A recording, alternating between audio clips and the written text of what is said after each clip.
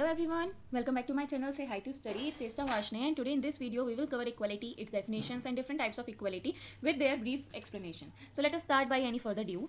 Equality is a foundation stone of democracy. Equality जो है वो फाउंडेशन स्टोन है डेमोक्रेसी का. मतलब कि जो डेमोक्रेसी है वो फाउंड की गई थी on the concept of equality. It is great democratical ideal and has been concern with the political thought since the Greek philosopher like Plato and Aristotle. मतलब कि जो इक्वलिटी है वो डेमोक्रेटिक आइडल का बहुत एक ग्रेट इन्फ्लुएंस माना गया है इक्वलिटी का इसमें. और जब से ग्रीक फिलोसफर जैसे कि प्लूटो एंड एरिस्टोटल ने अपनी डेफिनेशंस दी अबाउट डेमोक्रेसी या फिर उन्होंने जब से अपने पॉलिटिकल थॉट बताने शुरू करें तब से हम इक्वलिटी का कॉन्सेप्ट मानते हैं कि तब से मतलब शुरू हुआ. In his book discuss on the origin of inequality published in 1754 Rousseau advocated. मतलब ये जो बुक है discuss on the origin of inequality जो कि 1754 में एस्टेब्लिश की गई थी, पब्लिश की गई थी, उसको रूसो ने लिखा था. और उन्होंने उसमें बताया कि जो कॉज है इक्वालिटी का और जो इनइक्वालिटीज़ हैं ये सब इमर्ज हुई हैं. क्यों? क्योंकि प्राइवेट प्रॉपर्टी और सिविलाइजेशन में धीरे धीरे करके राइज होने लगा. Rousseau differentiated between two types of inequalities. Rousseau ने दो तरीके की इनइक्वालिटीज़ बताई जो कि हमारी सोसाइटी में प्रेजेंट होती हैं. पहली natural inequality and conventional inequality. हम इन दोनों को ज़्यादा डिटेल में नहीं पढ़ेंगे क्योंकि हमारे सिलेबस में नहीं है. नेक्स्ट जो उन्होंने अपनी बुक में बताया वो बताया कि रूसो का आइडिया क्या था about equality. Man are born and remain free and equal in rights. मतलब जो भी बंदा पैदा होता है वो राइट्स में जब वो पैदा होता है तो इक्वल होता है और फ्री होता है. मतलब जो भी उसको राइट्स मिलेंगे जो ऑलरेडी उसकी सोसाइटी में लोगों को मिल चुके हैं वही राइट्स उसको मिलेंगे. कोई अलग से प्रिविलेजेस नहीं मिलेंगी. प्रिविलेजेस जो मिलती थी वो पहले हिस्ट्री में लोगों को मिला करती थी, लेकिन आज सोसाइटी में सबको सेम ही राइट्स मिलते हैं. लेकिन जो सोशल डिस्टिंक्शंस हो जाते हैं वो हो जाते हैं पब्लिक यूटिलिटी के कारण. मतलब जो हमारी पब्लिक है वो अपनी यूटिलिटी के अकॉर्डिंग अपनी मतलब बोलते हैं योग्यता के अकॉर्डिंग वो लोगों को डिवाइड कर देती है, डिस्टिंक्शंस पैदा कर देती है. सोशल डिस्टिंक्शंस लोगों के बीच में पैदा कर देती है कि ये पुअर है, ये रिच है, ये मतलब अनपढ़ है या ये पढ़ा लिखा है. तो ये जो है वो पब्लिक डिफाइन करती है बाई बर्थ. बाई जब वो बॉर्न होते हैं तब ऐसा कुछ भी नहीं होता. जब वो बॉर्न होते हैं तो ऐसा माना जाता है और ये ट्रू भी है कि जो वो लोग फ्री और इक्वल हैं अबाउट देयर राइट्स और एवरीथिंग. बस जो आगे जाके जितने भी डिस्टिंक्शंस पैदा होते हैं वो हमारी पब्लिक पैदा करती है.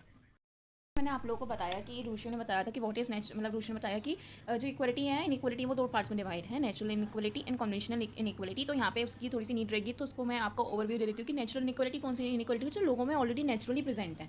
ठीक है, मतलब कि वो बाई बर्थ कुछ उसमें चेंजेस हैं, किसी में कुछ होता है किसी में कुछ होता है बाई बर्थ, तो नेचुरल इनइक्वलिटी है. कन्वेंशनल इनइक्वलिटी वो जो बाद में सोसाइटी ने क्रिएट करी या कुछ चीज़ों की वजह से वो बाद में क्रिएट हो गई. तो अभी हम इसको इन डिटेल पढ़ लेते हैं. Natural inequalities can not be done away with. मतलब नेचुरल इनइक्वलिटीज़ जो है वो किसी भी इंसान से अलग नहीं की जा सकती, उनको अलग नहीं किया जा सकता. Some man are endured with great physical strength, some with great intellectual capability. मतलब कि वही मैंने बताया कि नेचुरली वो है ऐसा. तो जैसे बचपन से हम देखते हैं कि किसी की जो फिजिकल स्ट्रेंथ है वो बहुत अच्छी होती है. कोई मैन ऐसा पैदा हुआ है कि उसकी फिजिकल स्ट्रेंथ बहुत अच्छी है. कोई मैन ऐसा पैदा हुआ है कि उसकी इंटेलेक्चुअल कैपेबिलिटी बहुत अच्छी है, मतलब लर्न करने की कैपेबिलिटी है. बोलते हैं बहुत होशियार है, वो बचपन से बहुत होशियार था या बचपन से बहुत ताकतवर है, उसमें शक्ति ज़्यादा है. कि बोलते हैं ना बचपन से कोई कुपोषित रह जाता है, कोई बहुत ज़्यादा स्ट्रॉन्ग हो जाता है, तो ये बाई बर्थ उनमें इनइक्वलिटी है. तो ये सब होगी natural inequality. Moreover absolute equality is not desirable. जैसे कि एब्सोल्यूट लिबर्टी मैंने आपको बताया था लास्ट वीडियो में, उसको जाकर आप लोग जरूर चेक कर लेना. तो जो लास्ट वीडियो में बताया था कि एब्सोल्यूट इक्वलिटी लिबर्टी जो थी वो डिजायरेबल नहीं है. रियल लाइफ में उसकी जैसा कुछ भी नहीं होता, क्योंकि अगर होगा तो लोग एब्सोल्यूट एनार्की की तरफ बढ़ेंगे. तो वही चीज़ यहाँ पे है कि एब्सोल्यूट इक्वलिटी जैसा तो कुछ भी नहीं होता कि हमेशा आप इस तरीके से इक्वल हो लोगों के कि आप कुछ भी करने लगो अपनी मर्जी से इक्वल होने के लिए. कहीं पे भी पॉइंट ऑफ व्यू अपना रखो जहाँ पे आपके पॉइंट ऑफ व्यू की नीड नहीं है. कि सपोज करिए आपके पड़ोस में कोई रहता है और उनमें लड़ाई हो रही है. आपका मामला तो है नहीं जो आप जाकर उनसे बोलने लगोगे और फिर बोलोगे कि नहीं हमारे पास राइट है या हम इक्वल हैं तो मेरा भी हक बनता है कि संग में बोलना या इनके खिलाफ बोलना. तो ऐसा नहीं होता. ठीक है, तो एब्सोल्यूट इक्वलिटी डिजायरेबल नहीं मानी गई है. The differences between man and man there is. मतलब जो डिफरेंस है मैन में और जो मैन और हैं. मैन मतलब ये थोड़ा टिपिकल लैंग्वेज है क्योंकि ये रूसो ने अपनी बुक में लिखी है, लेकिन इन शॉर्ट इसमें यही है कि मैन और मैन में कि जो मैन हम एक मैन खुद के लिए है और एक मैन देयर इज का मतलब है कि जो हमारे अलावा और व्यक्ति हैं उनके लिए. In the sense of possessing beneath the observed differences some universal attribute of manhood by virtue of which each should be treated as the equal every other in reference to certain functions and privileges in society. मतलब कि अगर हम man के में difference देखें तो ये सब डिफरेंसेस ऑब्जर्व किए जाते हैं. बाई बर्थ इतने कोई डिफरेंस नहीं होते कि हम एक दूसरे के खिलाफ डिस्क्रिमिनेशन करने लगें. तो ये सब चीज़ें ऑब्जर्व की जाती हैं. Some universal attribute of manhood by virtue he should by right be treated. मतलब ये सब ऐसा बताया गया कि बहुत सारे एट्रीब्यूट्स में बताया यूनिवर्सली मैनहुड के लिए ये चीज़ ऑब्जर्व की गई है कि हर एक बंदे को इक्वली ट्रीट करना चाहिए उनके राइट के लिए. मतलब उनका राइट उनको ऐसे दे देनी चाहिए कि वो सब इक्वली ट्रीट हों एवरी अदर मैन के लिए. इस तरीके से कि जितने भी जितने भी प्रिविलेजेस उनकी सोसाइटी में उनके लिए अवेलेबल हैं वो उन सबसे इक्वली फील करें, इनइक्वलिटी उनके लिए ना हो. ठीक है. आगे अगर हम बढ़ें तो हमने इक्वलिटी पढ़ गया कि इक्वलिटी क्या है, कि मतलब इक्वलिटी इज़ द थिंग जो कि डेमोक्रेसी के लिए बहुत ज़्यादा इंपॉर्टेंट है। और दो इक्वलिटी को दो तरीके से डिवाइड किया गया है, नेचुरल और कन्वेंशनल, जो कि मैंने आपको पहले बता दिया। अब हम आते हैं काइंड्स ऑफ इक्वलिटी पे कि इक्वलिटी किस किस तरीके की होती है।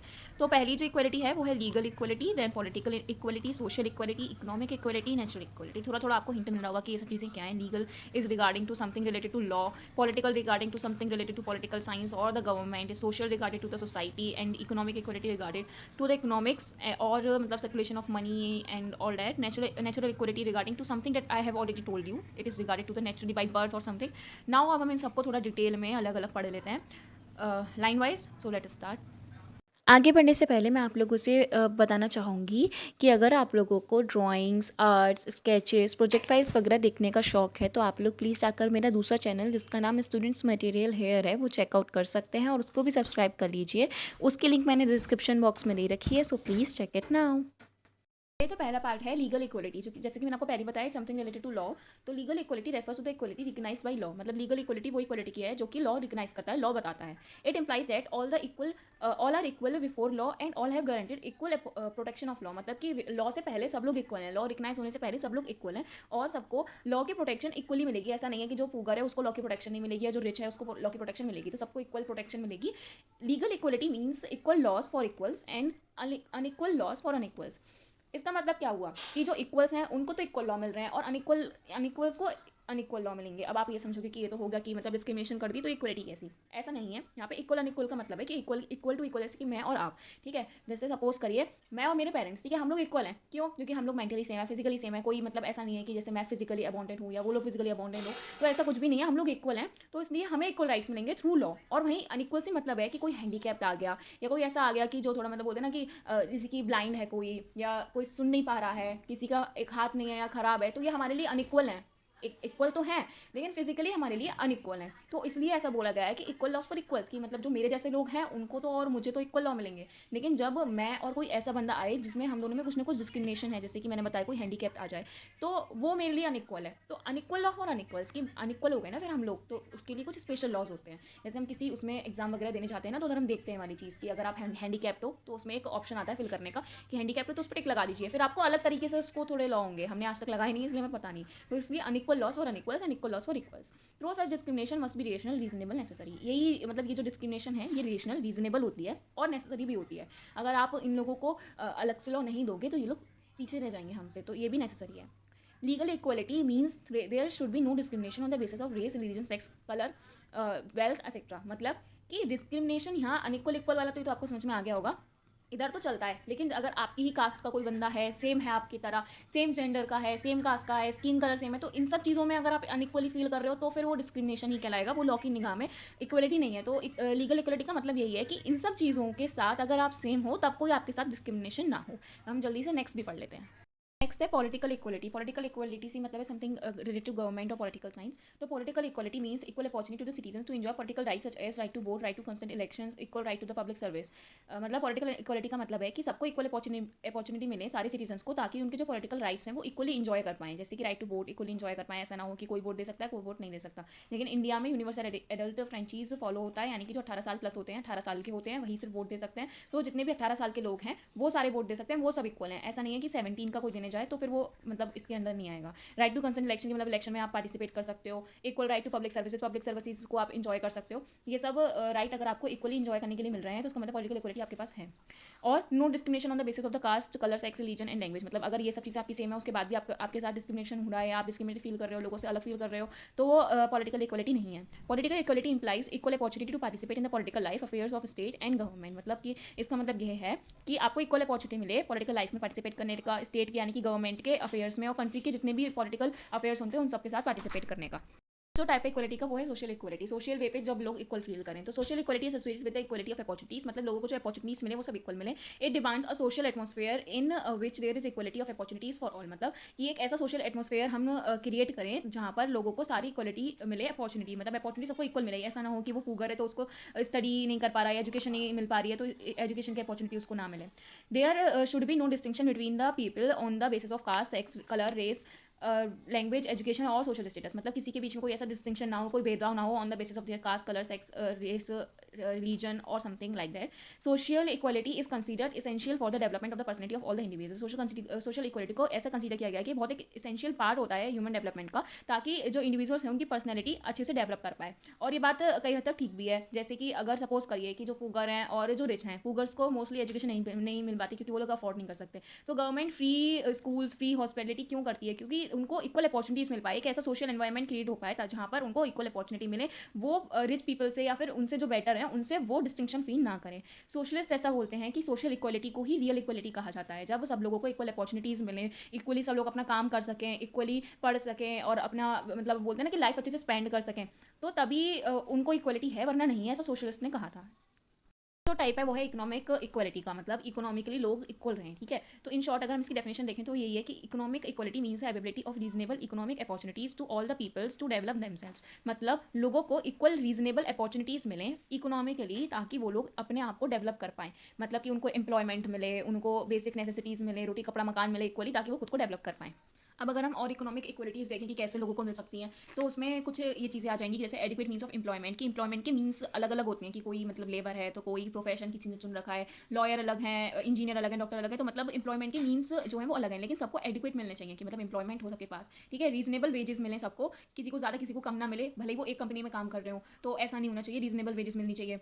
कि ऐसा होता है कि बहुत सारी इंडस्ट्रीज़ क्या करती हैं कि काम तो ज़्यादा करा दी लेकिन वेजेस कम देती हैं, तो ऐसा नहीं होना चाहिए. जितना काम कराए उतनी वेजेस देनी चाहिए लेबर को. वेलफेयर सर्विसेज होनी चाहिए स्टेट की तरफ से, कि मतलब ऐसी सर्विसेज जो सबका वेलफेयर करें फ्री ऑफ कॉस्ट, की मतलब फ्री एजुकेशन प्रोवाइड करा दी, या फ्री हॉस्पिटल खोल दिए, गवर्नमेंट हॉस्पिटल खोल दिए, नरिशमेंट प्रोवाइड करा दी. रीडिस्ट्रीब्यूशन होना चाहिए इनकम का, ये जो पहले हमारे इंडिया में हो भी चुका है कई बार कि इनकम जिनकी ज़्यादा हुआ करती थी, क्योंकि इस टाइम पे करप्शन बहुत था, लोगों से हड़प लिया करते थे, तो क्या करा था कि जिनकी इनकम बहुत ज़्यादा थी, जिन पे लैंड बहुत ज़्यादा थी, उन सबको छीन कर गरीबों में बांट दिया था. तो रीडिस्ट्रीब्यूशन होना चाहिए इनकम का एंड वेल्थ का, दोनों ही चीज़ों का, थ्रू प्रोग्रेसिव टैक्सेशन. मतलब टैक्सेशन प्रॉपर होना चाहिए, ऐसा ना हो कि कोई टैक्स दे रहा है कोई नहीं दे रहा, सबसे टैक्स लेना चाहिए. सिक्योरिटी होनी चाहिए इकोनॉमिक राइट्स की, जिससे क्या हो कि लोगों को इनसिक्योर फील ना हो इकोनॉमिकली, और वो इकोनॉमिकली डेवलप कर पाएँ. और लास्ट जो टाइप है इक्वलिटी का वो है नेचुरल इक्वलिटी. तो natural equality the Greek philosopher Pluto, ये जो प्लूटो नाम है ना ये बहुत ज़्यादा इंपॉर्टेंट है पॉलिटिकल साइंस में. तो ये ग्रीक फिलोसफर हैं और रोमन फिलोसफर्स थिंकर्स बोल सकते हैं, जो कि हैं साइशेरियो और पॉलीबियोस. ये लोग जो थे वो एक्सपोनेंट्स थे नेचुरल इक्वलिटी के. उन्होंने ये बिलीव किया कि नेचर ने सभी मैन को इक्वल बनाया है. The nature had made all man equal. Rousseau जो है उन्होंने भी इस नेचुरल इक्वलिटी को सपोर्ट किया. उन्होंने ये बोला कि natural equality means absence of man made inequalities. मतलब इसका मतलब ये है जहाँ पर जो लोगों ने इनइक्वलिटी बना दी है कि ये रिच पुगर हो गया, या बोलते हैं कि ये गरीब है, ये अमीर है, ये पढ़ा लिखा या अनपढ़, इस तरीके से जो इनइक्वलिटी बना दी है मैंस ने, वहाँ पर इन सब चीज़ की एब्सेंस हो, वो नेचुरल इनइक्वलिटी है. This concept of equality maintains that the nature had made man equal. मतलब ये एक्सेप्ट करती है कि नेचर ने हर एक व्यक्ति को इक्वल बनाया है. The inequalities are artificial in that they are result of civilization and social structure. Inequalities जो हैं वो आर्टिफिशियल हैं, मतलब ये मैन मेड है. ठीक है, नेचुरली नहीं मिली हैं. तो इनइक्वलिटीज़ जितनी भी हैं वो मैन मेड हैं, आर्टिफिशियल हैं. और ये आई कैसे हैं? ये रिजल्ट ऑफ आई हैं सिविलाइजेशन और सोशल स्ट्रक्चर के. जैसे जैसे लोग सिविलाइज्ड होने लगे, मतलब प्राइवेट प्रॉपर्टी आने लगी, पढ़े लिखे होने लगे, डिस्क्रिमिनेशन होने लगा कि मतलब कोई इंसान पढ़ के तो घमंड आ जाता है कि हम पढ़े लिखे हैं, वो पढ़ा लिखा नहीं है, तो ये सब चीज़ें आने लगी, सोशल स्ट्रक्चर बदलने लगे. तो उससे क्या हुआ, लोगों के बीच में इनइक्वलिटीज़ आने लगी. तो ऐसा माना गया इसमें नेचुरल इक्वलिटी की में जो बाई बर्थ लोग इक्वल हैं, ये नेचर ने सबको इक्वल बनाया है. लेकिन civilization, social structure, private property और लोगों के एजुकेशन से, इन सब चीज़ों से क्या हुआ, मैन मेड इनइक्वलिटीज़ आने लगी. और जो सोसाइटी है उसमें इक्वलिटी से इनइक्वलिटीज़ का भी कॉन्सेप्ट आ गया. So in this video we have covered the definition of equality, what is equality as per different philosophers, and then we covered the different types of equality with their definitions in brief. So hope you like this video, and if you like, please don't forget to subscribe my channel, hit like button and press bell icon for more updates and more videos, and comment down if you like for my motivation. Thank you so much for watching.